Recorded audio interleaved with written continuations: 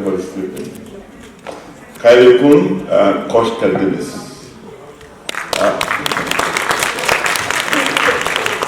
Should I continue? No. Thank you very much. Welcome to the penultimate session. I think there's the wrap-up session after this. And to our friends from outside of NU, thank you for staying the whole course. Okay? I know since yesterday morning, I hope you are not saturated yet, but thank you for staying. My name is Ilesanmi Adesida. I'm the Provost of NU. And we have a distinguished panel today. You see one empty seat there. We're expecting the Minister of Education to come in anytime soon. But first, let's get the panel introduced. First, we have Professor Tan and Chye. I don't think I need to introduce him to all of us. He's the President of National University of Singapore, one of our foremost distinguished partners, strategic partners for our campus. As a mathematician, and I can spend all day introducing him to you in terms of all his honors and accomplishments. But all I have to say is the President of National University of Singapore. That's enough.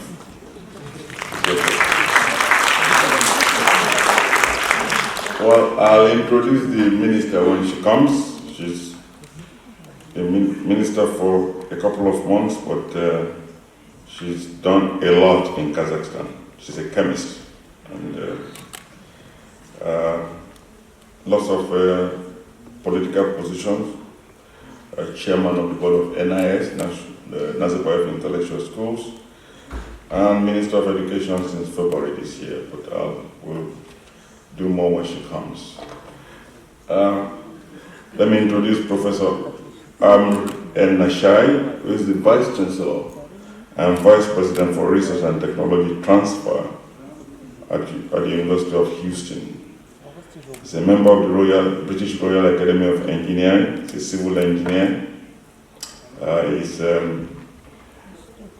Was a professor at Imperial for many years before he came to the University of Illinois, where he was the head of the Department of Civil and Environmental Engineering. And after that, made his way to Penn State as the Dean of Engineering. And for the last 2 years, he has been at the University of Houston as the Vice President and Vice Chancellor for Research and Technology Transfer. But you can look at your Hoover stuff and look at his, a lot of accomplishments. Okay? Professor Elnashai. The last but not the least on the panel is Professor Bundhit Eua-arporn. I hope I pronounced that right. I've been trying to practice, but got his PhD from Imperial. I think he's an electrical engineer like myself, so we share something in common. But he's done a lot of work at Chulalongkorn University and became the president of Chulalongkorn University in 2016. Chulalongkorn University and the National University of Singapore are members of the Asian Universities Alliance, which we are also part of. So we've known each other for a while, and welcome to Nazarbayev University.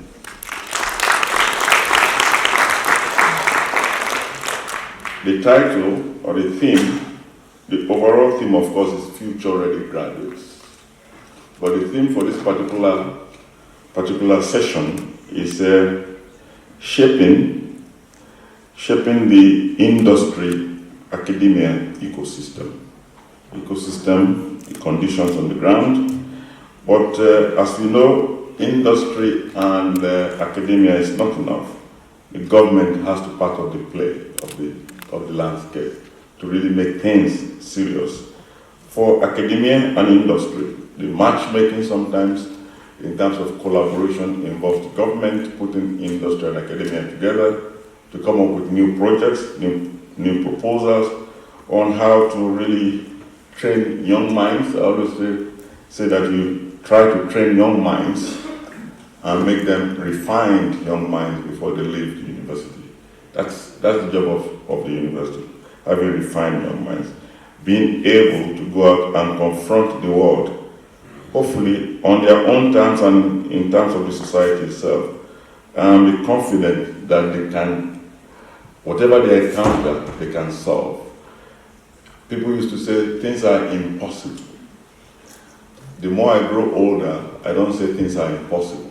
I just say, you've not found somebody smart enough to solve it.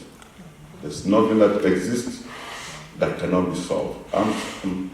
Maybe you cannot find the source or origin of the Earth and galaxy, but the philosophy and science, there's boundary. But many things that we confront as human beings can be solved, and we've just not found somebody to solve it. So the idea for us at the university is train people to have the imagination, to have the temerity, to believe that they can do things. And those are things we call future-ready graduates. With that, I'll call on our first speaker, Professor Chye, 15 minutes, and I have bouncers at the door. Okay? If you don't know what bouncers mean, it's big guy who will remove you from the stage when the time is gone. Okay. So please welcome to the stage Professor Chye. So I'm starting with jobs have to change, and this has happened in every industrial revolution. So quoting from Satya, CEO of Microsoft, and one particular aspect that we focus more on is really skills. Right? What are the skills that are evolving? Which are the skills that are growing in importance? Which are the skills that are declining and likely to be replaced by automation? Right? And the Skills Future framework is where skills is now brought, all right, to the front, and that is being emphasized many times by the government. Now, if you look at the Singapore educational system, right, one important consideration is how we actually prepare our graduates for the industry. All right, so we always take the position that how are we going to best prepare our graduates so that they can support our industry and therefore our economy. All right, so it is a very straightforward economic problem. And universities, higher educational institutions, secondary schools and primary schools, they are actually first calibrated like that. All right, but you know, we have moved between different stages of our economy, and right now we are actually in the era of knowledge-based, innovation-driven economy. So we have to really respond appropriately. And you will notice that in our framework, all right, the connection with industry is particularly very, very strong. All right. And this is definitely at the higher education framework system. In our higher education framework, there are two distinctive parties. All right. We have the polytechnics, all right, which is something which evolved from the UK system. Right? And we have the universities. For a long time, NUS used to be the only university in Singapore. Right now, there are 6 public universities in Singapore. One observation that I noticed, and I guess I learned it from Professor Lee Suin, who is here. I think there has to be a limit on the number of universities in each country. Right? And as a sort of a rough cut, right, probably one university per million population. That's about right. If you have 20 million, you should have about 20 universities. And then when you look at research-intensive universities, you should have, perhaps for every 3 million, you get one research-intensive university. And if you look at US as a calibration, with population about 300 million, all right, 100 research-intensive universities, and, right, but US has many more universities. If you look at our universities, even there's a different calibration. Universities that are like the newer ones, Singapore Institute of Technology, SIT, and the Singapore University of Social Sciences. These two universities emphasize a very strong industry component. Right? And the polytechnics have actually very strong industry components, from internships to industry advisory boards and so on and so forth. So our Singapore system is actually very tuned to the industry. And this industry relevance, again, is very strongly reflected in the educational framework of NUS. We want actually our students to be more responsive to the changes in the industry. And likewise, if the industry, especially these days, changes very quickly, there's a need, all right, for us to enhance this. So we have, for instance, 70% of our students would do an internship, right? Mostly during the summer vacations, but for certain programs like engineering and computing and some of the sciences, it has been built into their program, at least 6 months internship with a approved company, where we work very closely with the company on understanding what sort of outcomes we want after the students have gone through the internship. I've earlier mentioned that our 3 co-op program in cybersecurity, data science and analytics, as well as business analytics, where we insisted on 18 months or 1.5 years of internship with one company, all right, the same company. And another sort of feature of our industry relevance is in the collaboration with the private sector and importantly, corporate laboratories. Corporate laboratories are an interesting initiative by the Singapore government. They want to bring universities closer to the industry, all right? And they want universities to collaborate with the industry.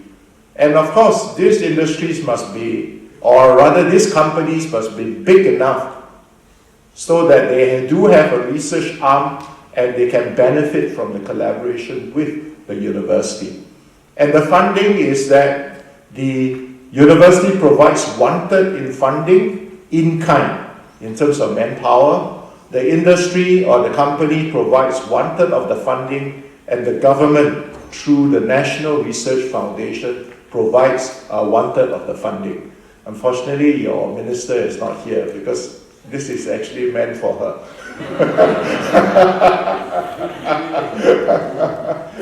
Right. And the industry and the university actually works together on what are the deliverables of this research program. So for instance, we have 5 corporate labs right now.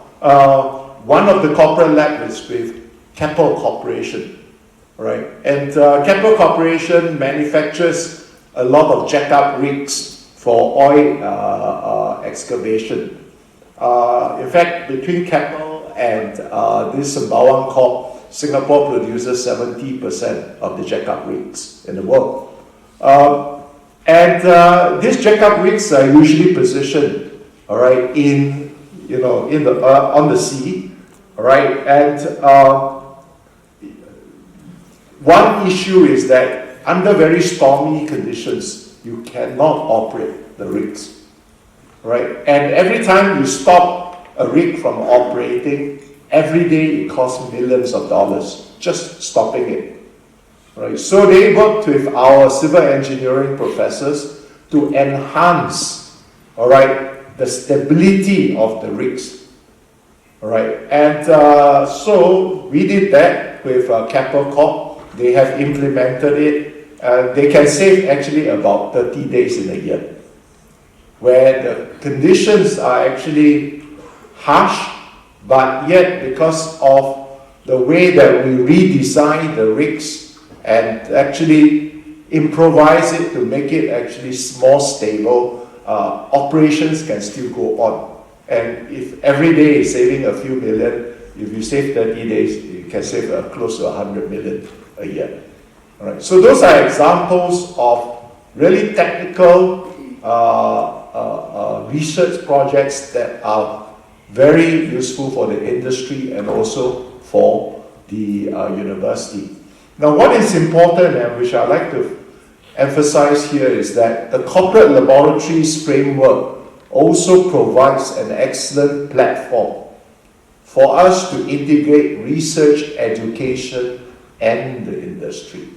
What we do is that we typically could assign senior undergraduate students or even PhD students to do these projects. And these people, they can actually flow through to the industry, right? And it is a wonderful way of trying, because we always talk about trying to, optimize the nexus between education and research, but it's easier said than done. And you need to really find appropriate platforms to do that. Finally, let me just quickly touch on entrepreneurship. This is something which NUS has been doing way back in 2000 and since 2002.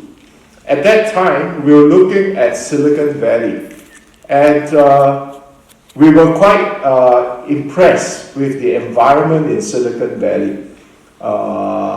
There's a lot of ideas, new ideas. People are challenging the status quo. People are trying to change the world.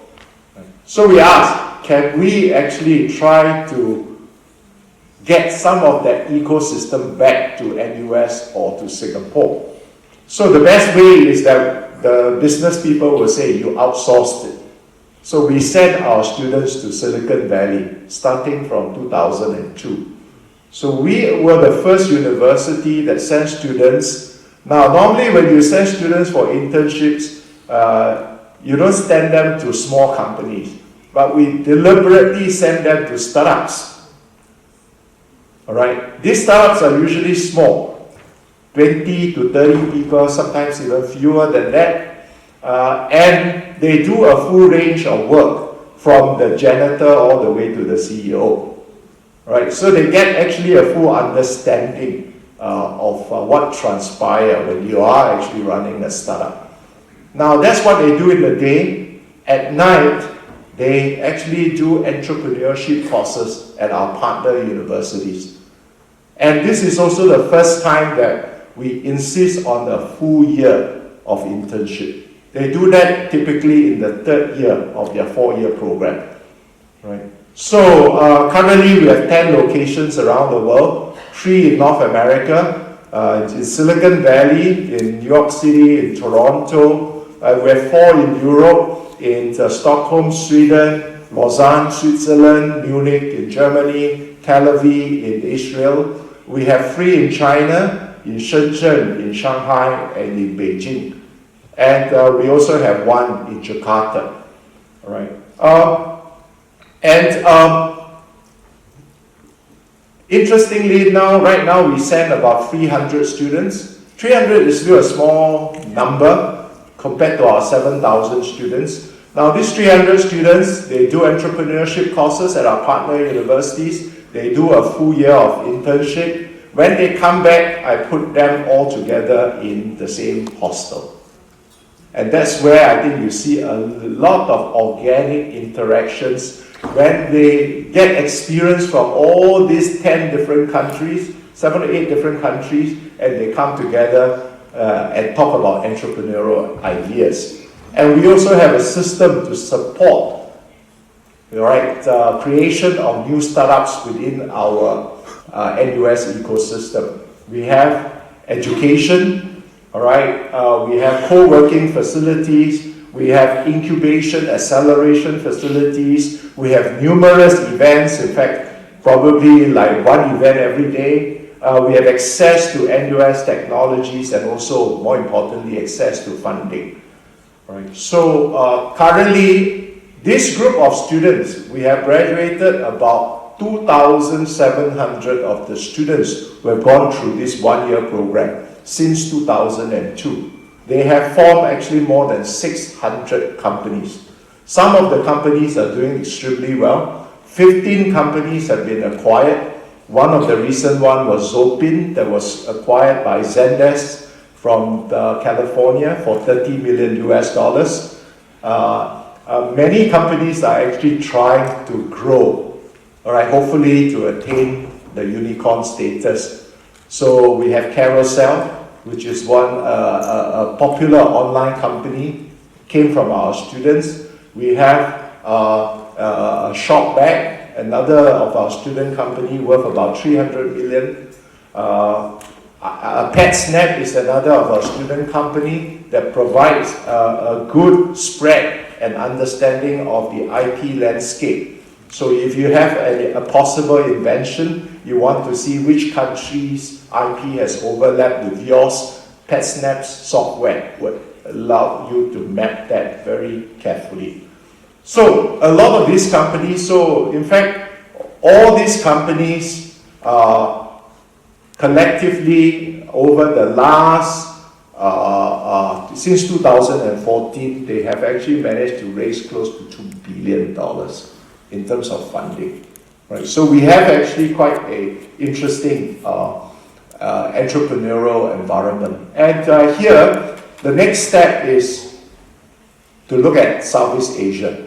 For simple reason that Southeast Asia has 650 million people, it has a growing middle class, it is very digitally penetrated. 330 million people have access to smartphones, so e-commerce. Okay, all right, e-commerce is of growing importance. And we are hoping that we can actually, together with the help of the top regional universities, to form innovation and entrepreneurship network within Southeast Asia. So I'll end there. Thank you.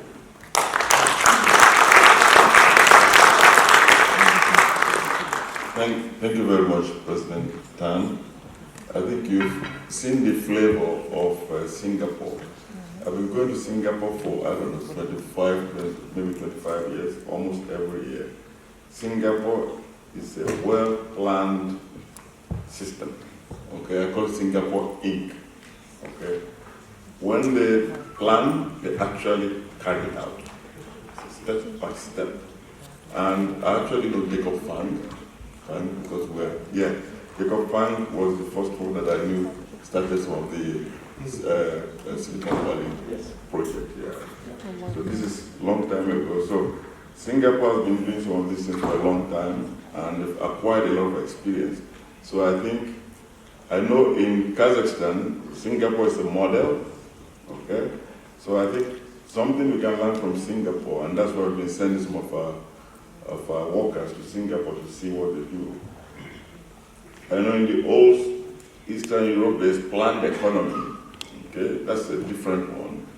The planned system in Singapore actually works in terms of yielding results, whether it's for young people, for old people, the university system, and it was from Philip Yeo, actually, I first heard about the one university per million people. And Philip Yeo is going to be on our board of trustees from this year, actually. So we have much to learn from Singapore as a country in Kazakhstan, and I think we have more to learn from NUS as a university. So thank you for your talk. And, okay, thank you. And Professor Elnashai, from mathematician to civil engineer.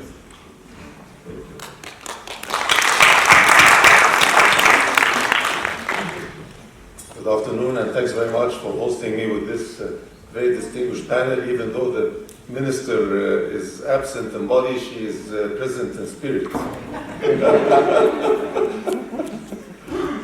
So I wanted to take a look at perhaps a few minutes on whether we are really sort of in a crisis mode and what happens if we continue as we are without changing direction in a major way and so on. I'll say a few words about that. But before I do, just want to take you very, very quickly through where did I start from and where did I ended up in. So we'll cover these sort of red shown places. I was born and brought up in Cairo and went to Cairo University.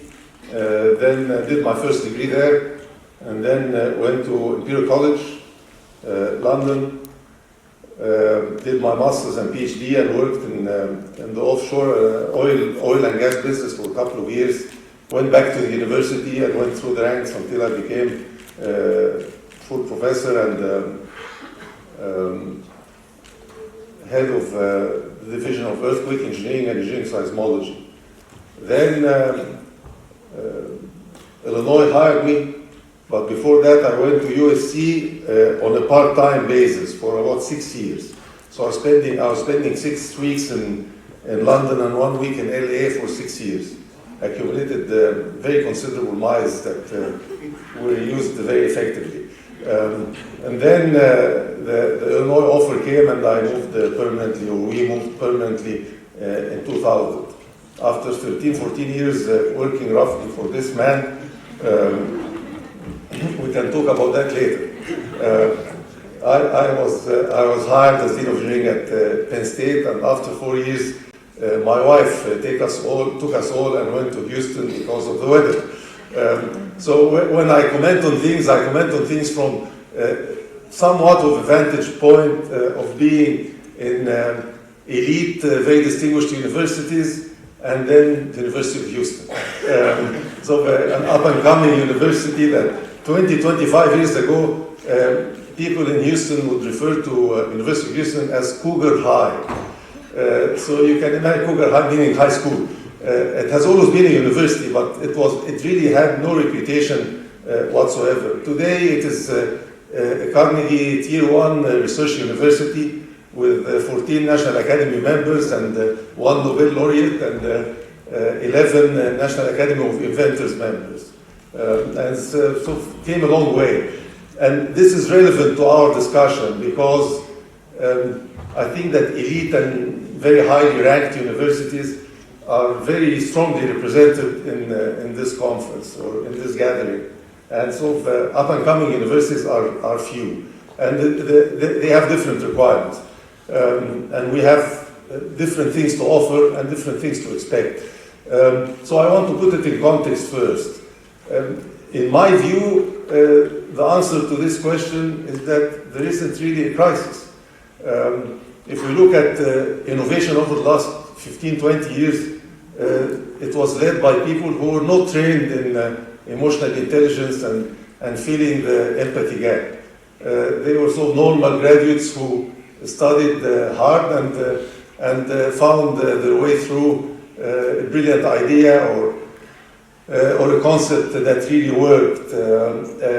I don't think there will be a crisis. I think that there is diversity in academia that we have to be very cautious not to make uniform. In other words, there are universities like Edinburgh, like Buffalo, who are massive universities.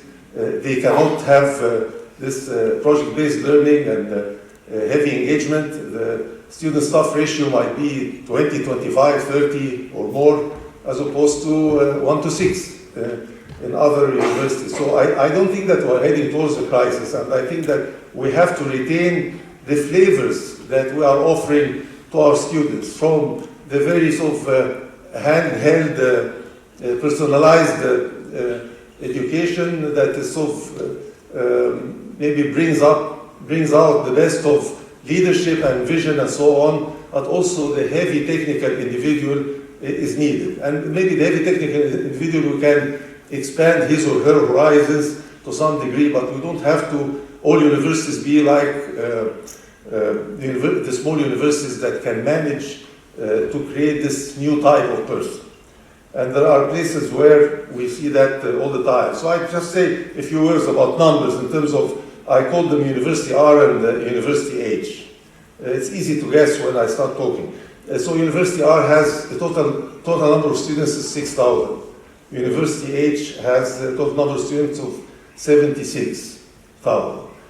How can they both do the same? How can the 76,000 be educated like the 6,000? University R, roughly 90% of its students are in the top 5% of the country. And most of them come from out of state. And they get a degree and leave the city and leave the state and go elsewhere. So as far as the local economy, they have basically no impact. University H, on the other hand, 90% of its students come from the city or the state, and most of them stay. So you look at an elite university has a role to play. I'm not saying that all universities have to be very large and average, but the average university has a significant role to play. I think perhaps this type of concepts were not very well represented here. The market is also very different. I say University O and University I, and at least one person here will know what is O and I, or maybe two. The ex-Illinois people will recognize University O teaches all its classes from day one until they graduate through projects. So they come out, people who are very independent, self-sufficient, they can work through things very quickly. University I cannot afford that. University I went through an experiment, it ran for 1 year, 70 students, taught like University O, and then second year became 150, and then third year become 300, and then there was a big decision what to do. We cannot teach 40,000 students according to the model of O, and hence the experiment was basically abandoned. So we really, I just want to emphasize the diversity that we really need to retain in academia, because the small universities have a very significant role to play, and the very large universities that cannot afford to do what we have been listening to for 2 years, so it didn't seem like 2 years, only 2 days. The student background is very different, their destinations are very different, and so on. And most importantly, the added value. What do I mean by that? I gave an example here. TMC is the Texas Medical Center. And it is in the city of Houston. The Texas Medical Center has about 106,000 employees. It's the largest medical organization in the world. It sees 10 million patients a year. It occupies 50 million square feet. And yet the city of Houston has an unbelievable shortage of primary care physicians. How can this happen when there are about $4 or $5 billion spent a year in this enormous conglomerate of doctors and hospitals? There are 9,400 hospital beds, and yet the city is short of a very significant service. So this is what I'm just pointing out, that there is a role for the large universities to play. The innovation ecosystem, in my view, it is sort of a very overused term, ecosystem, innovation ecosystem, and I'm not sure I understood it when I started thinking of it as part of my job, because my job is research and technology transfer. So far it has worked well without our intervention, as was shown by the president of NUS, and so the NUS is doing great. There are things that we can learn that we are not doing in a deliberate way in academia. I added a few comments because of our chairman, the chairman of the session, my ex-boss. He said, address government roles and so on. In the US, the government plays a very, very small role.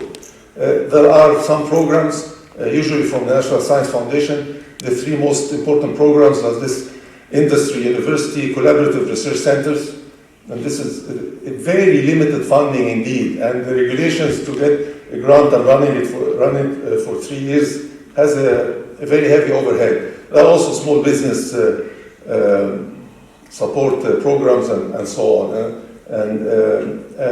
these are the three programs that really support having a startup, working between industry and academia and so forth.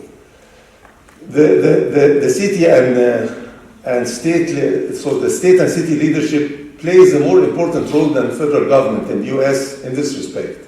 So the city of Houston is not quite investing in entrepreneurship and startups, but is getting people together. It's providing the political cover, if you like, for people to feel that they are serving the city by working together to establish what a city of Houston considers that its innovation ecosystem is very weak compared to, for instance, Boston, compared to there's the East Coast leaders, and there are the West Coast leaders, Silicon Valley and so on, and what we refer to in Houston as the third coast is really lost.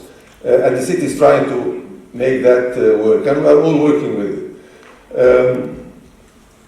One thing that I wanted to really also share with you is over the years in the various universities that I worked in, when I look at the faculty that, so not the faculty, the alums who graduated and did very well, I ran sort of a rough correlation between how well they did and what was their GPA at graduation.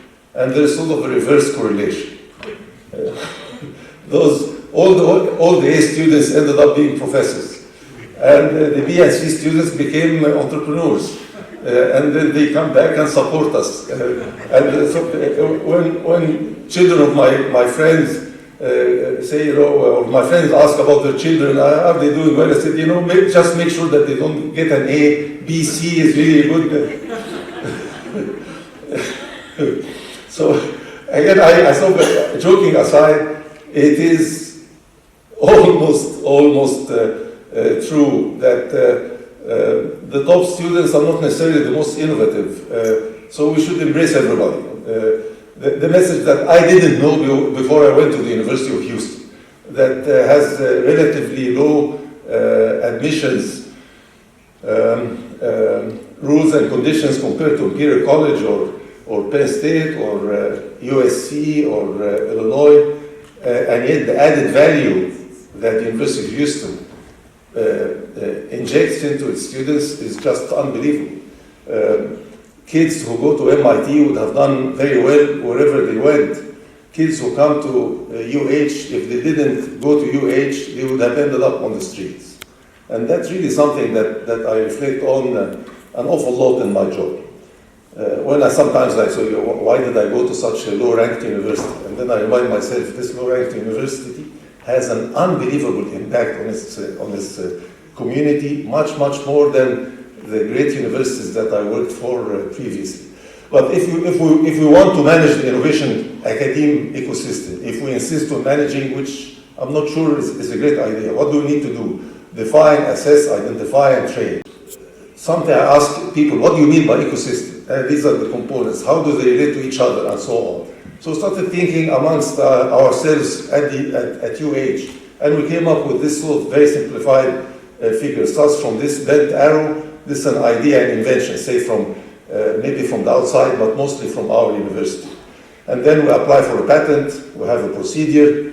There may be a publication, maybe not, and then there will be licensing. Now, many universities boast that they have a very large number of patents, but really patents is not a good measure, because many things can be patented that are useless. The measure is there a market for it? Is there somebody who's willing to pay money to acquire the patent? And hence the licensing is really what matters to me. Then we start to have startup formations, different types of startups, early stage, late stage, de-risking the technology, and then the startup exit. Now the exit has formed into a business. The business, most as you know, most startups fail anyway. But a number of them work well, and when they work well, they work really well. Existing business, and then the business starts funding research, and then we take this research and start seeing whether we can create a new invention using the funding that we achieve from companies. So looking at this ecosystem, then we go back and say, we have defined it, we have assessed who is contributing what within our city, who is playing in which part, where are the facilities, who can host what type of company, and so on. So for instance, in the city of Houston, you may or may not know that Houston is the fastest growing US city.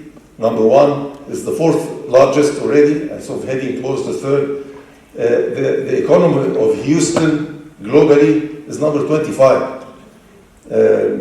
Just think about it, it's one city that's number 25 in the world. Number 26 is the state of Norway. So Houston's economy is larger than Norway. And there are four major industries. So we have to look also when we say integrating academia and industry through technology transfer and innovation, we have to work out what is our market, what are the needs, who is working on what, so that we tune our message and make sure that we fit with the expectations of the market outside.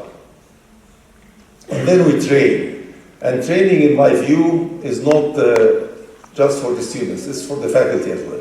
Without the faculty knowing what does it mean, what is the ecosystem and how to get into it and what are the requirements, what are the expectations, faculty in general like to hold their inventions, and they'd rather have 100% of nothing than have 10% of something. So you have to really work with them and get them to move into this space of innovation. So for the students, there's formal and vocational. Formal is entrepreneurship degrees, IP management certification, which my university does. Vocational is internships and bridging funds. We have a small amount of money for students to apply if they have a technology that we approve of, if you like. And then the faculty are actually, in this sense of connecting with the innovation ecosystem, the faculty are extremely important and maybe more important than the students. Semi-formal training and startup workshops, which we do, faculty cafes that we hold, depending on what topic we are talking about. Is it pharma? Is it biomedical? Is it instrumentation? Is it oil and gas? Is it environmental? And then the practical in terms of active industry liaison office, which we have established, and it has had a very significant effect, and also access to funds and supports. We have put aside, in fact, $2 million to be spent over the coming 4 years, offering $500,000 per year for bridging technologies. So the value of death, so to speak, we are trying to reduce its width by providing up to $500,000 per year to faculty. The success story I will share with you is just a few bullet points about this up-and-coming university, which is the University of Houston. University of Houston is not highly ranked. It's ranked maybe 120 in the US. But if it's ranked in innovation, then you will see the significant difference. 60% of our students are first-time college goers in their families. So you think of, if the University of Houston was not there, these kids, where would they have gone? They are not able to move and go to another city. Their finances are unbelievably challenged. The whole area around the University of Houston is called the Third Ward, is one of the most poor and destitute areas in the US. And here is this university really pulling up the community in general. Total 76,000 students in 4 universities, UH Victoria, UH Clear Lake, UH Downtown, and UH proper, which is sort of the main campus. UH, with this 120th ranking, is ranked number 1 in IP income in the United States. 4 universities with no medical school. We don't have a medical school. It's only starting next fall. So how did this small university manage all that? So from Cougar High 25 years ago to being number 1 in the US in IP income. Luckily for me, the IP income comes to my office. This year we got $50.4 million to play around with, and I'm giving you nothing of this. Incubation space is now 100% full. I'm done. Incubation space is 100% full, and there is a waiting list. Started attracting major companies. We have 2 major companies. One came from France, wants to establish presence in the US. They looked around and chose this university to be their base, and another company from California. We are in the top 100 global universities with US utility patents. We're actually number 67 in the world. This includes Chinese universities. The big Chinese universities are actually on this list. Many European universities, many Canadian universities, and then UH, or ex-Cougar High. Embraced and very strongly supported by the Houston innovation ecosystem because of how we listen to them. We meet the leaders and we integrate with them and work through that. And then we actually won the Innovation Economic Prosperity University Award from the Association of Public and Land-Grant Universities, APLU, that includes more or less all universities in the US. By that I conclude, and thanks very much.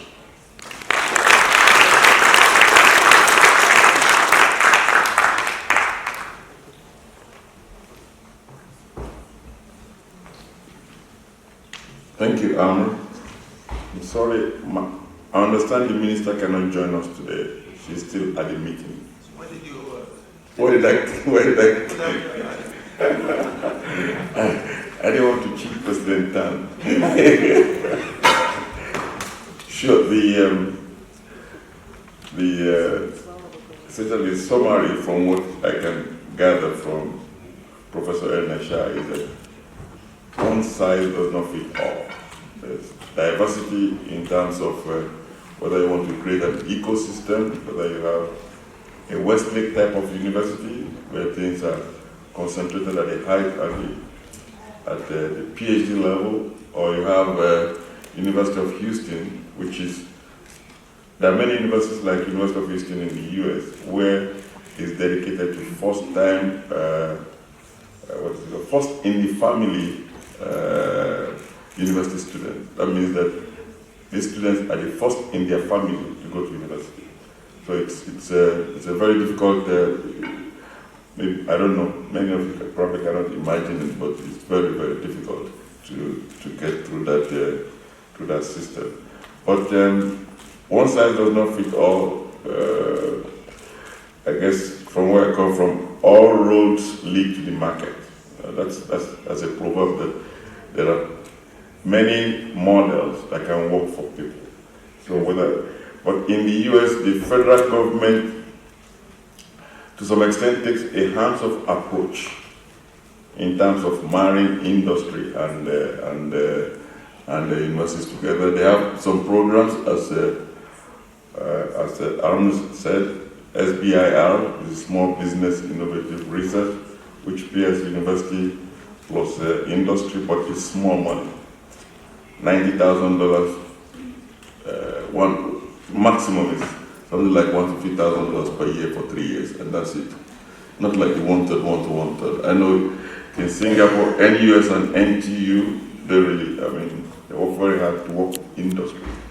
And you can see the scale of productivity from some of these universities with respect to industry also.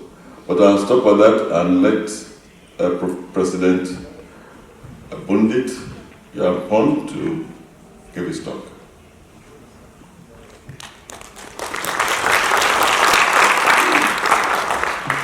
Please prepare your questions, okay? Do we have more time now? Yeah. Just 2 minutes more. So good afternoon, everybody. I would like to take this opportunity to firstly thank the Nazarbayev University for having me here. And in fact, I'm very excited today because this is the first time to come to Kazakhstan, and also the first time to share the same session at the same stage with the same alums from Hebrew College. And so I would like to get started. I think on the shaping of industry academia ecosystem. Yesterday I listened to Professor Katsu mention about the industry and academia is maybe too limited.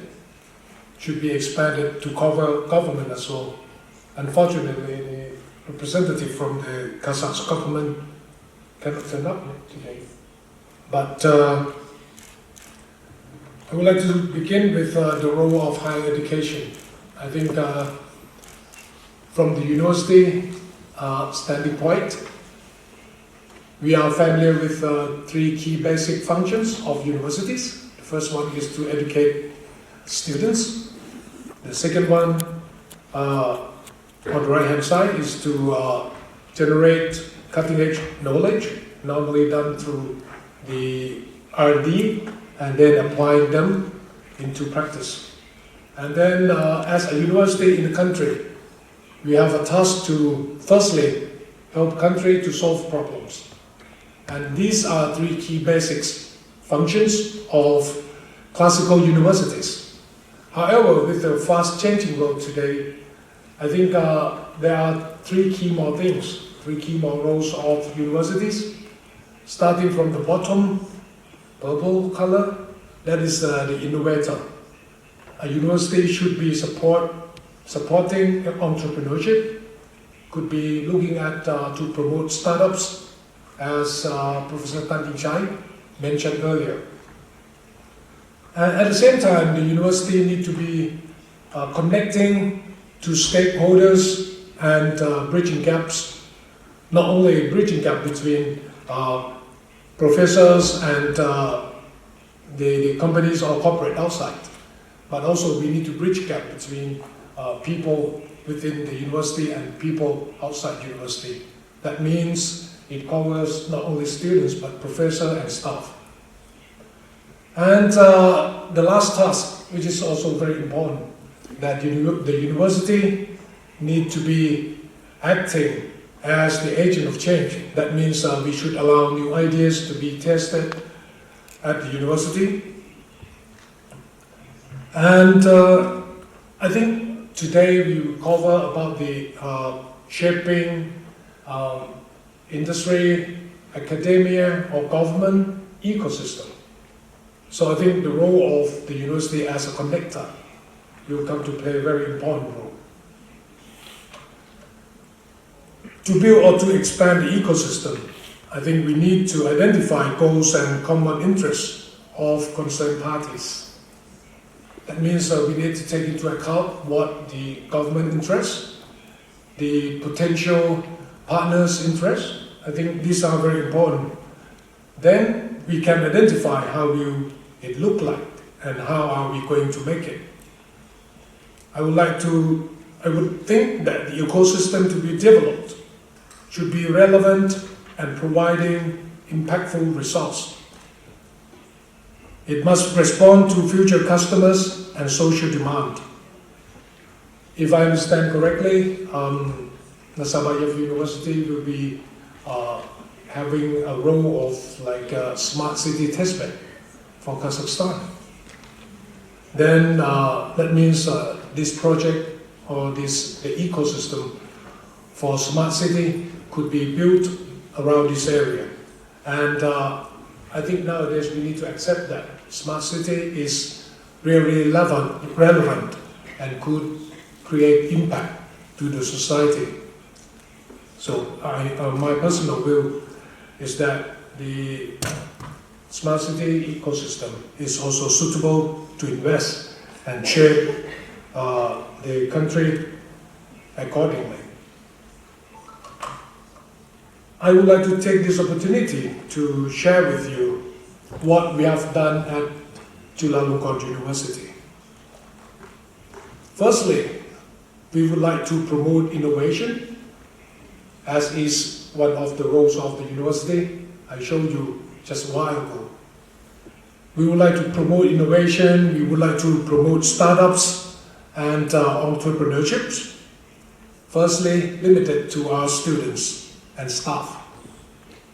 Therefore, in 2017, we created a hub within the university called CU Innovation Hub. CU is Chulalongkorn University. In fact, before becoming the president of the university, I was the dean of the Faculty of Engineering, and we worked closely with our alums in setting up the what so-called the Innovation Club at the Faculty of Engineering. And we talk with our alums instead of, because most of engineering alums at our university, they like to invest in the stock market. So instead of going to invest in the stock market, I asked them to, why not to invest in the startups, innovation, etc. So many of them get interested in and then come to join us. So we, based on that, we have the Innovation Club at Faculty of Engineering. So when I became the president in 2016, I started the CU Innovation Hub as a platform for all concerned people, especially limited to Chulalongkorn University staff members and students. By creating this CU Innovation Hub, we got funding from the government and a number of private sectors, since they were also interested in and anticipated that it would have impact to the country. So first of all, we share common interests. We have seen that the ecosystem of the university started to change after that, and it spread around to other places. Then we thought that this CU Innovation Hub, as you can see here, there are lots of activities going on, perhaps a little bit less than what happening at NGS, but every week, a few days every week, there are activities going on, and then we connect with not only people at Chulalongkorn University, which was in the beginning, yes, but nowadays it has been connected to others. And then we progress to build up or to create another one. It's called Siam Innovation District, because Siam Square is one of the most vibrant area in Bangkok, and we are lucky that we own that place. So instead of leasing it to the private sector to come to this place, I spare about 1,000 square meters and set up the Siam Innovation District to be an open platform, not only for Chulalongkorn University people, but also for the public, and also extended to our partners in other countries as well, and NUS is one of them. What are we doing at the Siam Innovation District? We identify 4 key tasks. One is as the industrial liaison, talents building, futurism, and then a marketplace, which we can bring people from industry, from business sector, to meet with our students and our staff member. And it works well. This year we set up the target of the market value of 10 billion baht, and we have already achieved it. And that just shows you that this is a public platform, and there are colleagues from Southeast Asia, from the ASEAN University Network, coming to visit us. And I just heard from my assistant that in the last few days, there were many visitors from Philippines and Indonesia as well. And then after creating this Siam Innovation District, and we also progress, and not only just the space, now we turn to look at how can we strengthen our people. We look at, we would like to provide more competency with entrepreneurial skills for our students, firstly, and we believe that the future of education will be more on transdisciplinary and relevant with lifelong learning.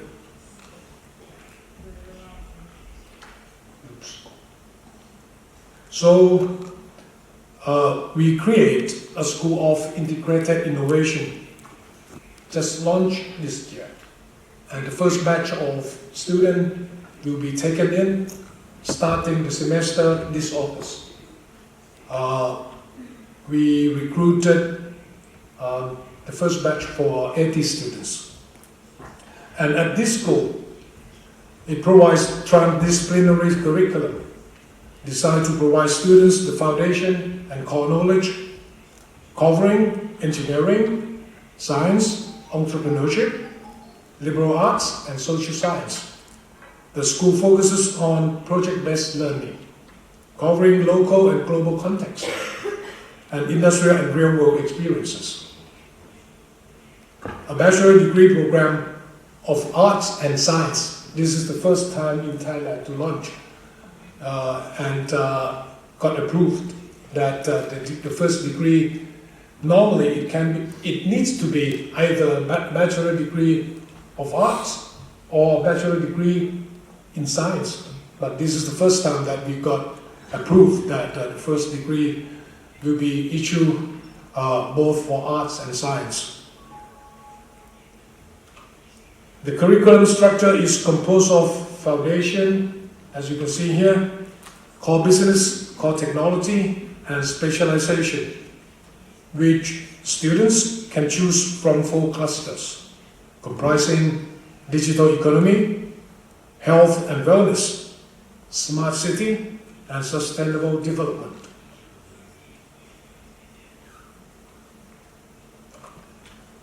In order to bridge between Siam Innovation District on the left-hand side and the talents which are around within the university, in faculties or in this new school, we want to bridge them together. At the Siam Innovation District, one of the tasks is to be the marketplace.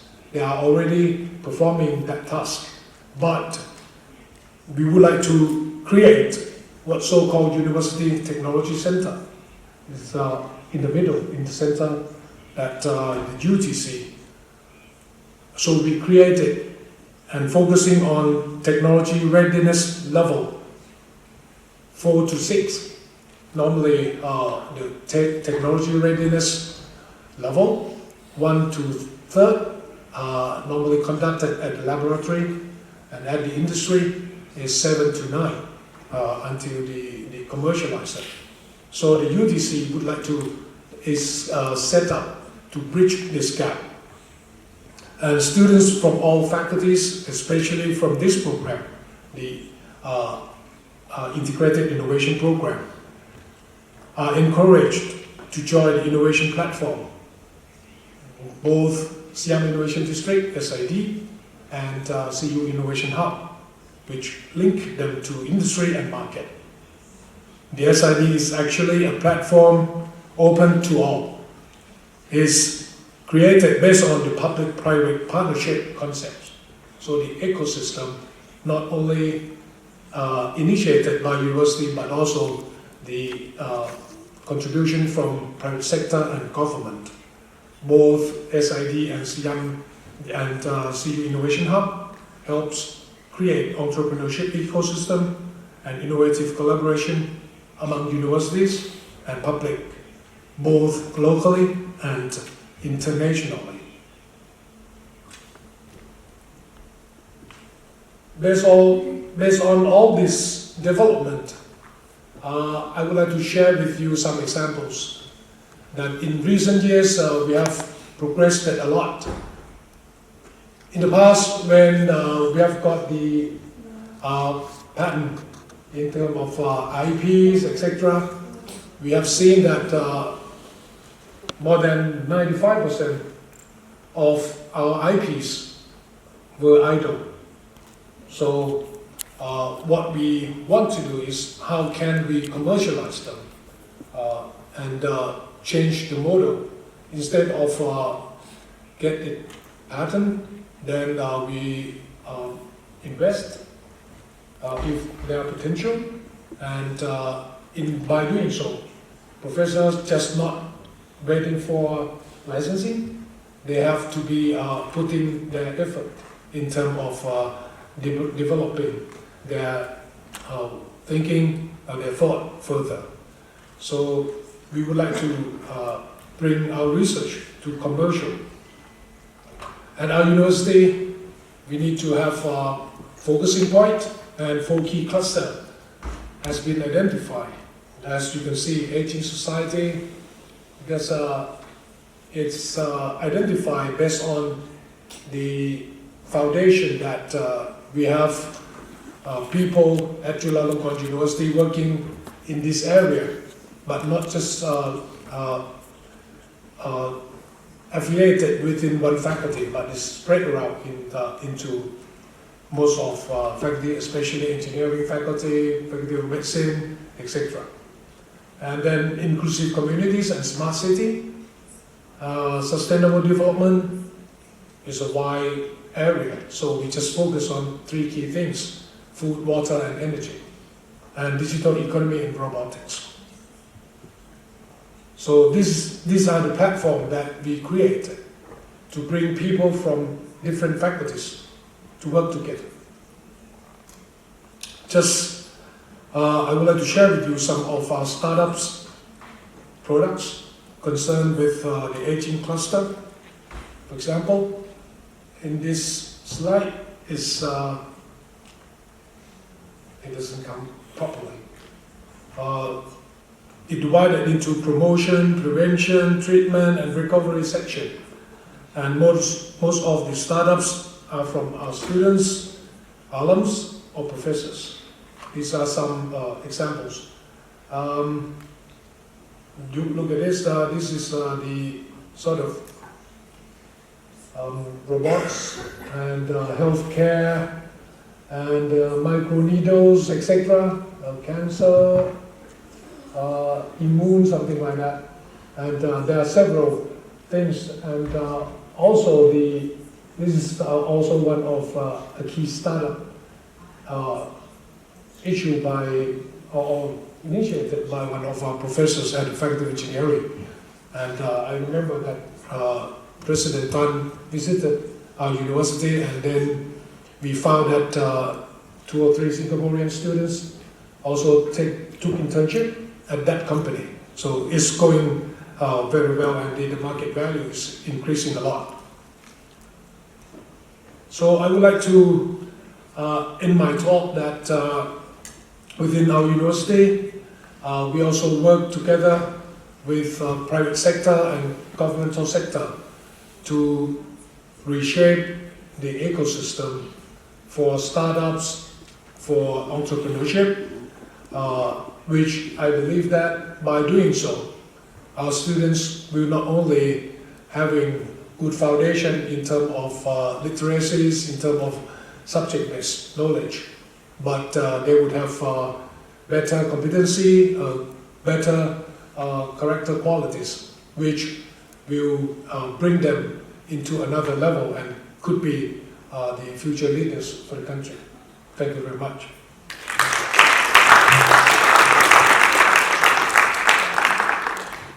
Thank you, President Eua-arporn.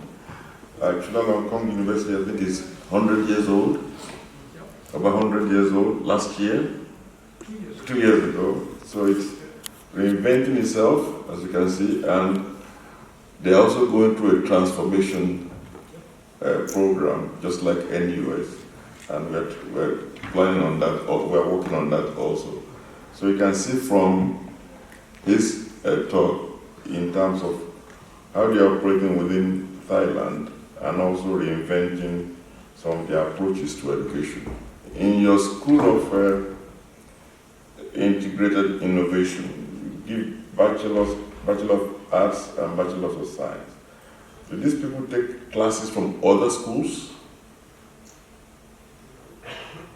Yeah, we invite professors from other schools to join us, to give lecturing course and to share with the student at this school, but pretty selective. Because you know that when you create another school, which is not affiliated to any particular existing faculties, that means to a certain level you step over territory. Yes. So we have to be careful about this. So in terms of managing, is pretty sensitive. So we have to do. So what I look at the response form professor in some particular faculties, but for some they are not. So what we need to do that is that we only invite the positive response professors joining us. Apart from that, we recruit all new staff, mostly from international, So it's other countries. I call it the coalition of the willing. Mm-hmm. The people who are willing to participate in this. Yeah. Okay. Well, let's get on the questions from the audience. Can you? Okay. The first question here is, does it? Okay, Dr. Stan's slides show that reading, writing, and math skills will decline. Did you say that? No. Can you please explain the justification for this? Because in my experience, students have the sufficient skills for HE and jobs. I don't think so. I don't think Professor Tan said the math and reading skills will decline. Yeah. So the writing and the writing skills and communication skills are part of general education. Yeah. And these days, I think with AI, blockchain, cloud computing, you need mathematics. In fact, you need to strengthen your mathematics considerably. Yeah, you have to. You cannot study. I think some of the other thoughts that your critical thinking skills, your computational abilities actually have to increase to even live in everyday society. Not even just to study artificial intelligence, but everyday society. You have to be able to do some, at least minimal some computation. And if you want to work in these new technologies and areas, you need writing skills, thinking skills, mathematical skills, and all this together. So whatever that person read is not from Professor Tan. Okay. Okay. Next question. HE tends, higher education tends to evaluate faculty according to research and not innovative teaching practices. Is there a successful model being used to evaluate and reward a greater focus on innovative education?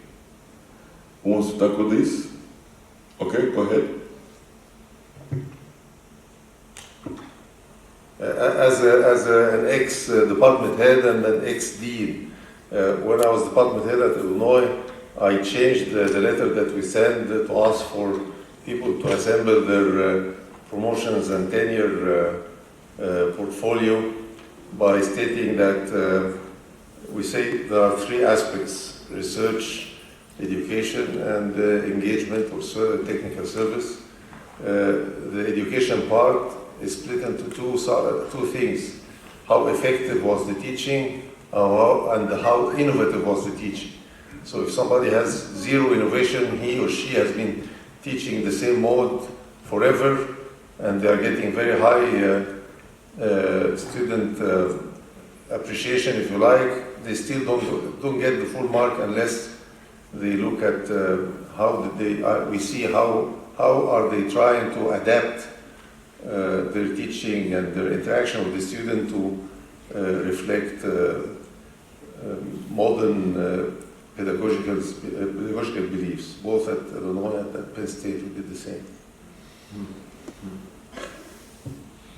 In fact, I personally accept the comments that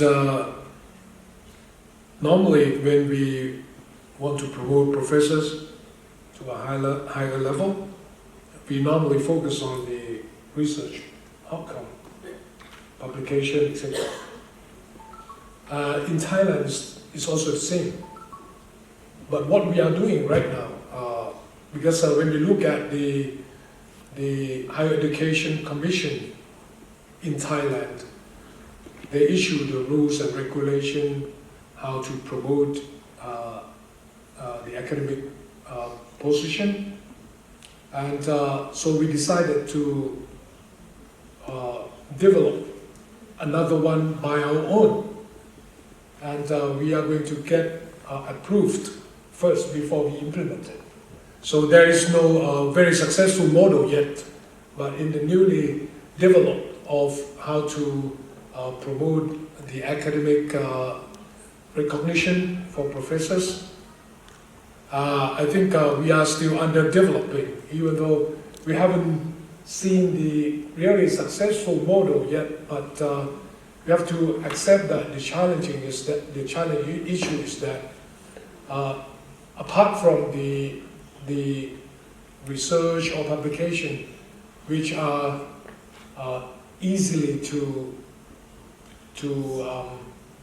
appreciate, you can refer to citation, you can refer to the tiers of the papers, of the journals, but for innovation and for, let's say, the arts or design works, that is much more subjective, right? And that is more difficult.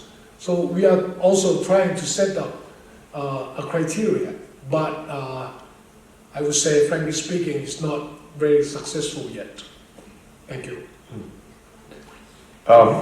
It's a very delicate balance, and universities are usually challenged, especially developing universities. If you take the situation of NUS, our promotion and tenure was about 20 years old. In fact, the person who started it was Professor Lee Sui, right? When he was the Dean of the Faculty of Science, he pushed the Faculty of Science in NUS to be the first faculty to use basically internationally benchmarked promotion and tenure framework, right? And so it is actually about 20 years. And it's initially, of course, the way we look at research, it's how many papers you publish in top journals. But these days, we don't look at it that way. We look at impact.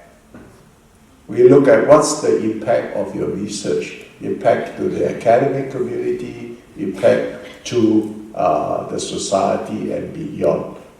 And we also very mindful that different departments have different calibrations.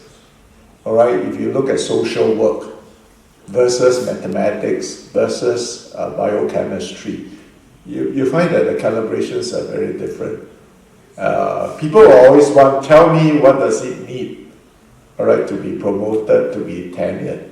Because our system is the American system, either you are up or out. Right? If you don't get promoted and tenured to associate professor, you're out. You have to leave the university. So it is a very tough and stressful system. And invariably, when you first start, you always put a lot of attention on research. You put less attention on education. And in a way, people are more willing to forgive a person with average teaching than to forgive a person with average research. Right? If you are an average researcher, you are not likely to be tenured. But if you are an average teacher, you are likely to be tenured. Right? Because you are a good researcher. So I think it is always, there is a skewness. And I think as administrators, we always feel challenged to always send the right message. And the message is always that education and research are both important, and these are the two things that the university depends on. And you can't compromise. So we have had, in many cases, rejected tenure even though the person is a solid researcher, but the teaching is no good. Right? We have actually sent very strong message. And likewise, we have promoted cases who are very strong teachers, but who are maybe not as strong in research. All right. Again, that's a sort of delicate balance. And interestingly, people know. People know that if a particular person is promoted because theirs is a teaching or education-led promotion, versus research-led promotion. The calibration is actually pretty sensitive, even within the department. But I guess we have to always be constantly mindful to send a balanced message that both are important. Because if you go either way, right, when you are developing, you may have to skew more onto research. But when you mature, I think you need to calibrate to have a better balance. And the calibration is not easy. Yes, indeed, the calibration in terms of teaching and service, you can sort of model your way around service, but the teaching and the research is calibrating between both is usually very difficult. And to some extent, sometimes in the teaching part is subjective, because it's very difficult. Where I came from in terms of teaching, always beyond the research and teaching, I want to see the portfolio of teaching. Okay, it's not just good enough to say, I can teach in the class. Has your teaching had an effect beyond your own classroom? Because there are organizations like American Society for Medical Education, Engineer Education. Do you publish there? Does your teaching influence other institutions? Are they seeing you as a leader in the teaching? So even if you claim that you're a good educator, you need to provide a portfolio of what you're doing in the teaching that actually has an impact on other people. I think as you said, for new universities, research in terms of trying to measure is very important. Teaching, you can get away with being average to some extent, but as time goes on, the teaching, giving what we want for our students will become more important. We actually become even central in terms of trying to produce future-ready graduates. In terms of your promotion for faculty, do you look at patents, or do you look at patents and their impact?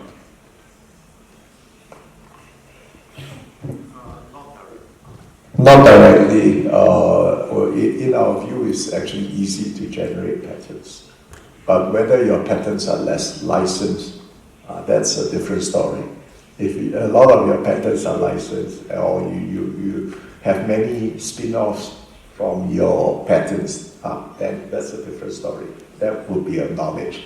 But if you just create a lot of patents and nobody uses them, then we don't care. In our case, it's the number of patents that come from assistant professors is very limited. They are scrambling to get research money and support students and so on.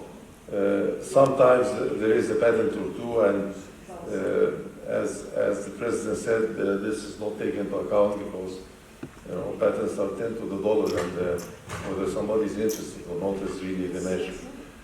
When it comes to some promotions from assistant to associate, from associate to full professor, I've seen that really matters. I mean, somebody has a consistent number of patents, and maybe even 10% of them have attracted attention from industry and led to 2 or 3 licenses. That makes a big difference because it is a sign of clear impact. I think universities like Stanford actually, I think they use patents because most of the professors have companies on this side. At Stanford, if you don't have a company, you probably don't get promoted, I'm not sure. Yeah, I think regarding patents, it depends on the condition of your country as well. Because, for example, I just want to share the failure cases in Thailand and so on. Because even though the professors came up with a brilliant idea and get their works patented, but it's very difficult to get somebody in your country to use it. One of my colleagues who set up their own company, and then he left from the department to set up his own company. He has done a very good job. His business is brilliant, and he told me that in Thailand it's very difficult when he came up with good ideas, and then he went to see the CEOs or the person who are having the decision-making authority, but people really don't listen to you. So what he did is that he normally went outside Thailand, sell his products first, and he said that it's much easier. And then when the people use it from outside, then he came back to Thailand, and then he can sell it much easier. And so it depends on your condition as well, because what I have seen in my university, the patents is very difficult to license. And when you wait it for so long, your idea becomes nothing. So it's outdated. So instead of waiting for a license, when professors come up with good ideas, the Innovation Hub or the Siam Innovation District, and we just set up what's so-called CU Enterprise, follow the concept of NUS Enterprise. We use that engine to bring the research to commercial, and hopefully it will work. Thank you very much. Question? No, you don't have to clap yet. Okay. Okay. What is your opinion on hiring professionals from industries as faculty?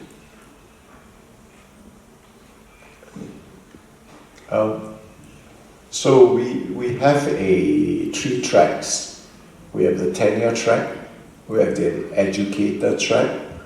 The educator track, it's more focused on teaching, and we have a practice track where we would appoint professionals from the industry, all right, into teaching positions, right?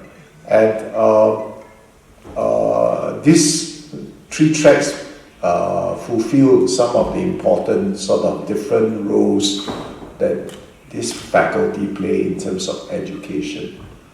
So yes, we do hire a lot of professional faculty.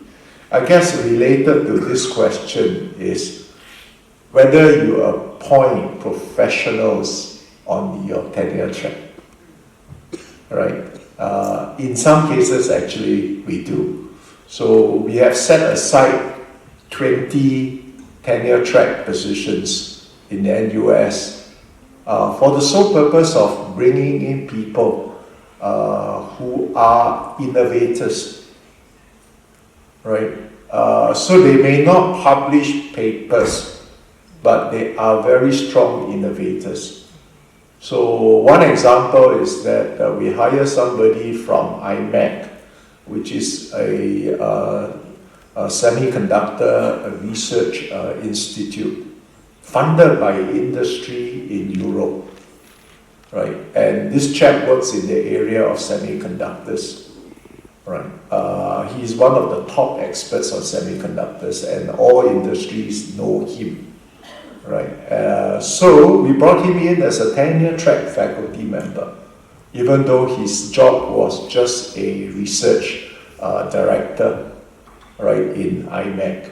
So that was one example, and I think we our sort of position in semiconductor research actually strengthened considerably because of him, right? So he is actually in the R&D area in semiconductors. Now, these days, we see that in a lot of the emerging technologies, AI, blockchain, cloud computing, you find that many of them actually do very high quality research in the industry. They may not necessarily publish them, but actually the sort of research that they do translate into very impactful sort of outcomes for the society. And we are actually looking to hire a few of them, as our professors on the tenure track. So we think that we are big enough, we can spare 20 positions where we try to hire differently, hire innovators as opposed to just professors. You pay them the same? You pay them the same? Actually pay them more. They pay more. Actually, private industries, these days, somebody works in AI, right? They pay some of our professors, or they offer some of our professors $1 million salaries. All right. So if you are in an R&D position in AI or blockchain, salaries in the universities doesn't entice them. actually, the person you hired is an Illinois graduate. I was on his PhD exam. Okay. Aaron Tien. Aaron Tien, yeah, Yes. He graduated from my department, yeah. So any more addition? No, In our case, yes, this is significant at the University of Houston because of the oil and gas sector being as strong as it is in the city of Houston. So what we do usually is that we look at individuals in top companies, especially in the 4 or 5 top operators, and we offer them teaching appointments while they are still at the company. We often prefer National Academy members. For those who know the system in the US a little bit, National Academy memberships are more from industry than from academia in the last several years. And hence, there are lots of National Academy members in big companies. So we will bring them in to teach a course just on a part-time basis, and then if things work well and they like the place and we like them and we can see sort of a way forward, we'll see if they want to retire early, and we give them a very good package. Startup packages go into the several millions. There is also a state of Texas program called the Governor's University Research Initiative, GURI. If you bring in a National Academy member who is not already in a Texas university, they match the startup money that we put 1-to-1. So if we have $1.5 million to offer to this new hire, they will put another $1.5 million. So we offer $3 million. And we have done very well with that. And as I mentioned in my presentation, the University of Houston has given the size of its research enterprise only about $185 million spent a year, which is small relative to Illinois, for example, which is about $900 million. And yet, University of Houston has 14 National Academy members because of this mechanism. I'd like to share with you some information. In our case, I think based on the fact that our salary structure at my university, or in all Thai universities, are very low compared to private sector.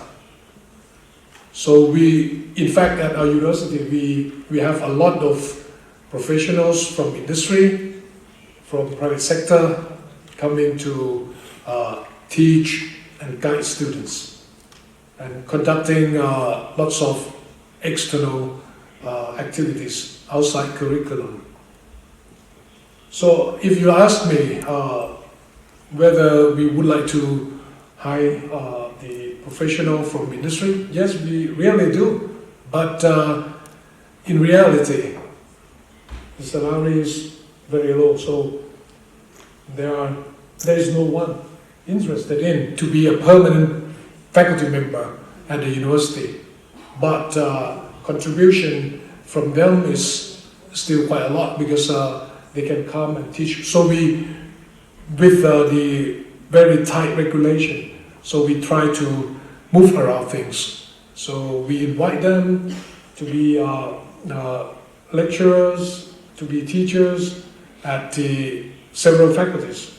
That's what we can do. But frankly speaking, to hire them to be a permanent staff is very difficult.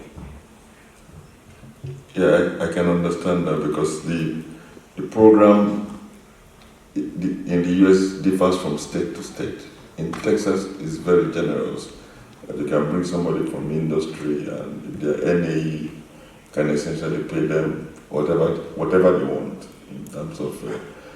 But you have to have flexibility in the system, like NUS, to be able to bring people from the outside that can actually earn more than your tenure faculty that are there already. So that's very important. If you have a flat rate for all professors, then it becomes very difficult to do that.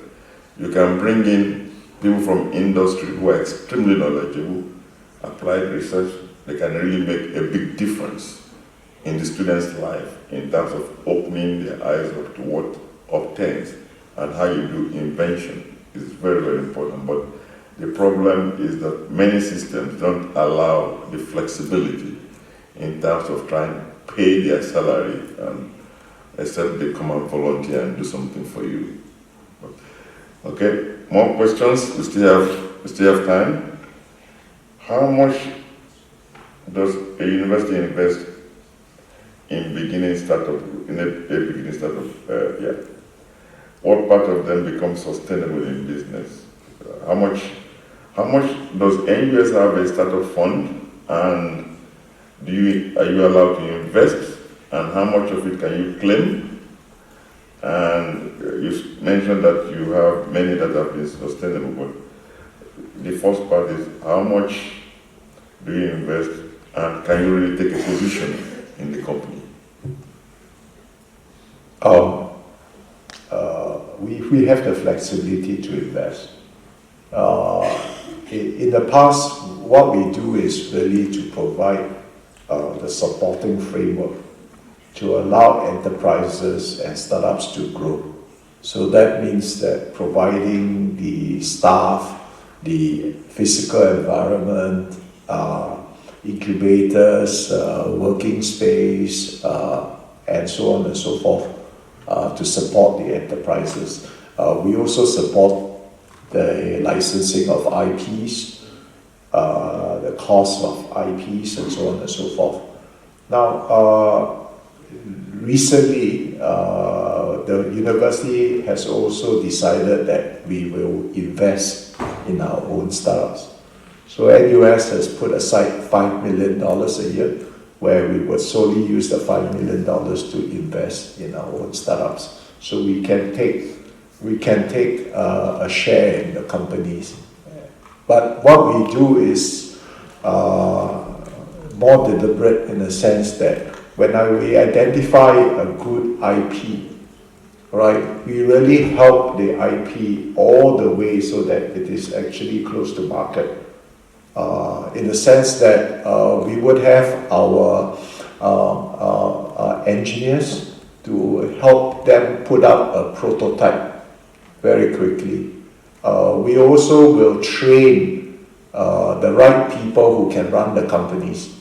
Our thinking is that professors usually are not the best people to run companies, right? But professors, they create good ideas. What we need is that to bring good entrepreneurs to help them run companies, right? And what we do is that we look at our entire ecosystem. We have actually very highly qualified. First, we have about 4,500 research fellows, most of whom has PhDs. We have 3,000 PhD students. So we have 7,500 people who are highly qualified, and definitely you would be able to have that competency level, at least in terms of scientific competency, to be able to run IPs that spin off from professors. So our job is actually to match. And then after we do all this matching and do a lot of the refinements, we invest. And when we invest, because we are in touch with the whole VC community, the VC seeing us invest, I think they are more likely to invest as well. If you don't mind, what's your typical the quantum, what's the typical? Up to 100,000. Up to $100,000. Okay. We have a good degree of flexibility given that we are a state school. But my office is not fully governed by everything that happens in the university. I can put money into startups. We have a series of services, if you like. There's finances, but it's competitive. So we have $2 million. We announce annual. I worked with the Chancellor and sort of shared the budget with her at the price of calling it the Chancellor's Technology Bridging Fund. So once I said that we'll call it the Chancellor, I got 50% of the money. So the Chancellor's Technology Bridging Fund. And there are rules and regulations, and we issue 2 calls a year. We support up to 75K for one time. If there are promising, the technology is really being developed and there are some planned, if you like, if there are, for instance, human testing or animal testing, or especially in biopharma, what really is propping the $50 million a year that we get from IP is basically drugs. And so we focus on what we are strong at. So we can fund again 75K, but not more. But we have also space, and we have wet labs. Wet lab space is very hard to find, very, very hard to find. If it's an issue of sort of computer tables and stuff like that and space, there are many other people who put it, who make it available. We also have a mechanism by which we usually charge rent, even for our own faculty. But then if there is hardship, if you like, in terms of covering the rent after a period of time, we take equity instead of the rent. So as they progress, our percentage goes up. And at some stage, sometimes we just cut loose and say, you can have the IP, this is not working. Of course, as the President also said, we cover all expenses for US patents and international patents if need be. But we are so very conservative in this. When I started at the University of Houston was actually covering roughly 80% of patent applications from the faculty. I sort of squeezed it because the stacks of patents over the years that are not being licensed was really sort of a bit ugly. Right now we're running about between 55 and 60%. Faculty get upset, but that's okay. Just share with you a good example of what we have done. We have done it very easily because we follow NUS. We learn from Professor Tan and his team what they have done, and then we are doing very, very similar thing, but adjusted to suit with our conditions. So we set up the CU enterprise with the first capital amount of 200 million baht, equivalent to about 60 million US dollars. Yeah, about that. And to invest in one company, spin-off company mostly from our students and professors. The cap is about the 40,000 US. That's the amount. Okay. There's a question with 17 votes there. How will you describe the role of administration and university governance in creating safe and stimulating environment for faculty, students and alumni to develop industry academia ecosystem?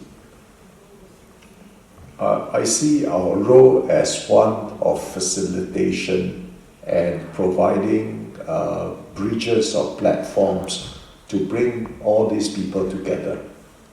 Right? So it has to be a win-win for industry, for academia to come together. And universities build this sort of platforms to bring people together. And stimulating, I think certainly that's the intention, because you bring in different talents, diversity of talents. You have that diversity to provide more stimulus. I don't know whether you are insinuating whether by doing such collaboration, you also could bring some of the bad parts of the industry ecosystem, possibly. Actually, through our experience in corporate labs and in joint platforms, what we felt probably is a little bit overdone is the confidentiality that they associate to these collaborations. You see, our university environment is usually pretty open. We share many things. We share and talk about many things. But when you collaborate with a company, then the company actually requires you to be very confidential on the sort of work that they are doing, because to them, they have other competitors, and they don't want other competitors to know what are the works that they are doing and what sort of progress they are making. So that part comes a little bit more challenging for a university, because we tend to be very open, but for them it's a commercial secret, and therefore it must be kept that way.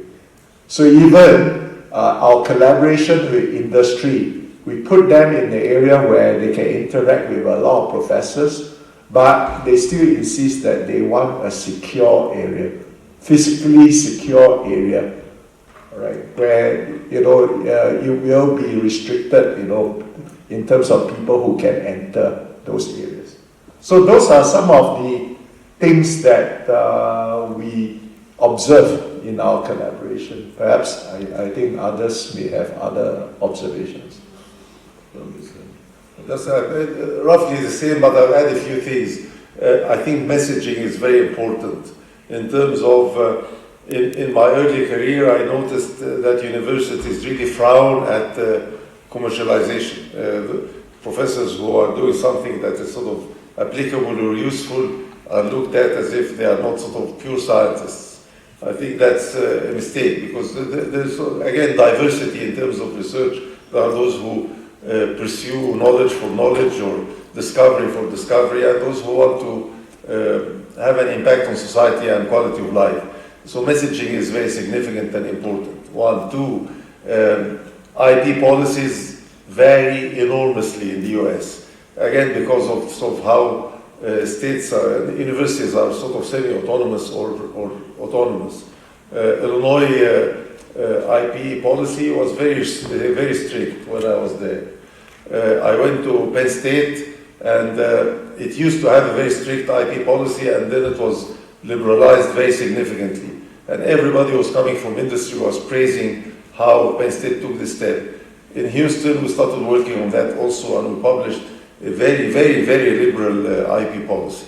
And that sends the right message to the faculty that we are serious about this collaboration. One more point, and then I pass to my fellow imperialist, which is that we have at any given time, we have between 25 and 30 companies taking space at the University of Houston. Previously also, we would rent out space, but we are renting it out at lower than the market. So, and they are not engaged with us in any way. So what are we really doing? So we changed that. Now, companies come in, they sign on a 4-tier engagement model. They enter at tier 4. Within 6 months, they have to go from 4 to 3. 4 is that there is no interaction between them and the university. 3, they are either taking students as interns or engaging faculty as consultants, even outside of the university. But we will have a statement from the professor that she or he has been retained by the company to consult for them. So when the faculty see that the university is encouraging companies to give them consultancy work, they feel that this is a place that appreciates the effort and the engagement with industry, and so on until tier 1 is they are hiring students, they are getting interns, they are engaged with the faculty, and they are funding research. Any company that doesn't achieve a higher level within 6 months will start negotiating an exit from our space.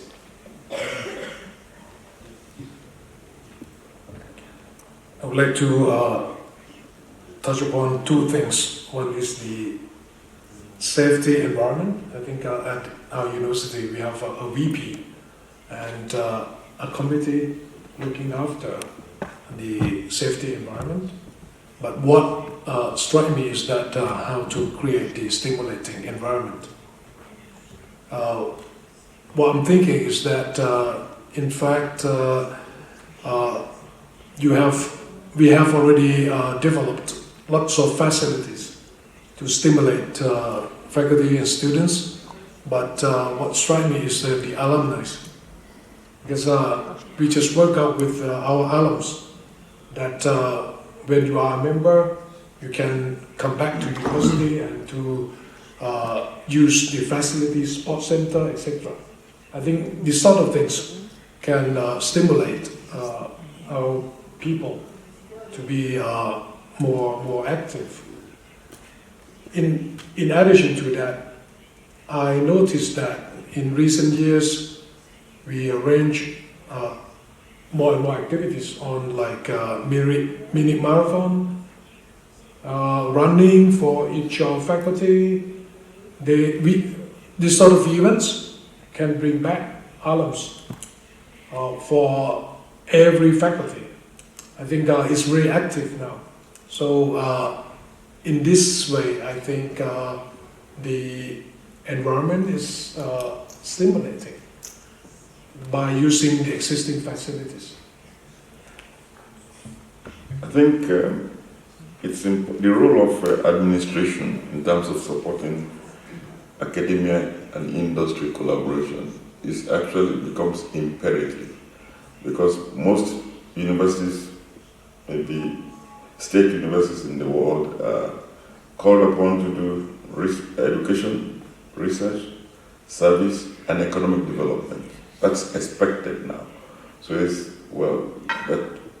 one of the KPIs for the leadership of universities in terms of how many companies are your faculty spinning out, how many percent do you have, how are you helping the state to develop this economic ecosystem itself. So it becomes very important for administration within universities to actually pay attention to all this academia and industry collaboration, because many times the innovation that comes out of your research is because of industry brings their own perspective to what you're doing, and you're able to patent things or go and start a new company. So it's very important that many of the universities these days, the leadership is extremely cognizant of what needs to be done and actually tries to facilitate industry, faculty, or faculty-industry collaboration, including the students, whether it's undergraduate or graduate, working together to really do good things. Let's go through one more question before we call this a day. There have been many corporate scandals. Enron, WorldCom, Volkswagen. What role do universities have in shaping corporate ethical culture, and how can they do this? It's a tough one. Well, for me, the most important thing is the value of the university. And one of the values of NUS is integrity. We see that likely a lot of our graduates could turn out to be top managers, in different industries. And making sure that this value of integrity is strongly embedded in them is very key. I think the same applies to all universities. At Penn State, there was actually an engineering ethics course that everybody had to take. I don't think that would change people. but I suppose those who are inclined to do the right thing would have a framework to do the right thing, but those who are insisting on screwing up, I think, would manage to screw up.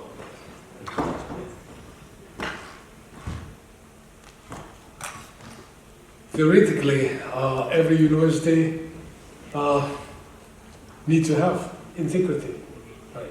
And we try to put it through our students and staff. But when you come into practice, I think it's not depends just on the university.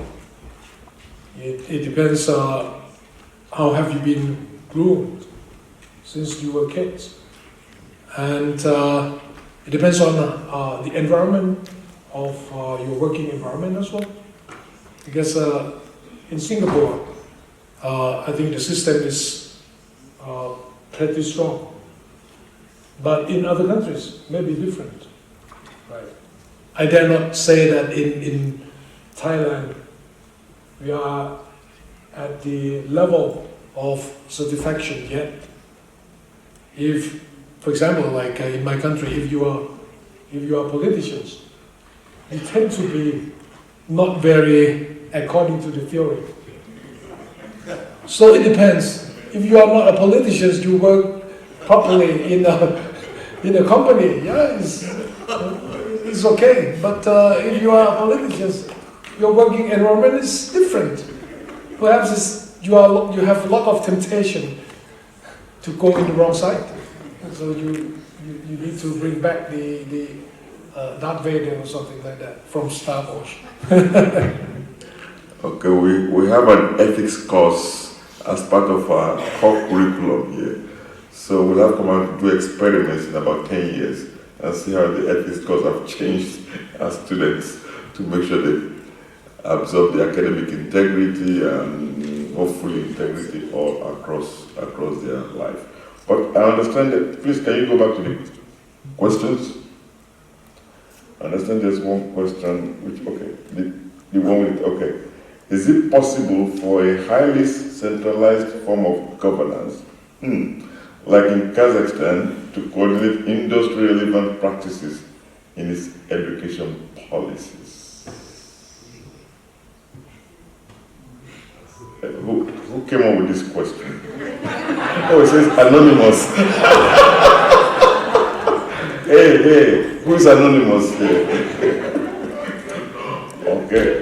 It was one of us. I would assume it would be easier in a highly centralized government.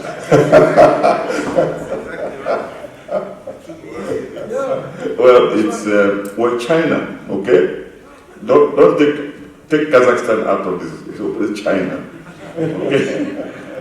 China has been really successful, okay? Although they say let 1,000 flower bloom, okay? Is it 1,000 flower bloom? So there are various mechanisms. Things are centralized to a large extent, although it depends on the federal level, the state level, and the city level. But the city level can do experiments. They can do experiments, and many of the industry. Next month I'm going to Shenzhen. Shenzhen as is it city or province? I don't even know whether it is a city or province. Shenzhen. Is it city? It's a city. It's a city, okay? They have a lot of money, okay? They have tons of money. So they come together, okay? They want to better the situation in the city. So they gave money to Tsinghua, Berkeley, to form an institute for engineering. I serve on the advisory board. They have a lot of money. But they have to work with industry. That's part of the condition. So it's TBS, Tsinghua, Berkeley, Shenzhen Institute. But the Shenzhen part is actually industry. So that's, to some extent, centralized. They pour money from the top. They expect some results. So it depends on how, if they are serious, they want to develop. So if Kazakhstani government, the governance is serious in terms of wanting to develop. They can adopt some of those techniques. Unfortunately, the Minister of Education is not here to listen to this, with respect to what President Tan was trying to state, that 1/3, 1/3, 1/3, and the government insists on it, and also expect some KPIs, some real output from all these collaborators. Not that it will be punished, but if you're successful, it just means you get more money, okay? They reward you with more money. So those are things that can be practiced. So it's possible to do it. It's possible to do it. It just depends on how serious the government is and the participants. That's the key. Okay. Well, I think we've exhausted our time. Thank you very much. We've seen that it takes a village to raise a child, as we said. It means you have many modes of engagement. Okay. Depends on which your particular culture. There's no one formula that works for everybody. Okay. It depends on. We said China has been working. Singapore has been working. The US, which is more decentralized, very, very decentralized, works for them. So it depends on what model you want to settle on and be serious about it and make it work.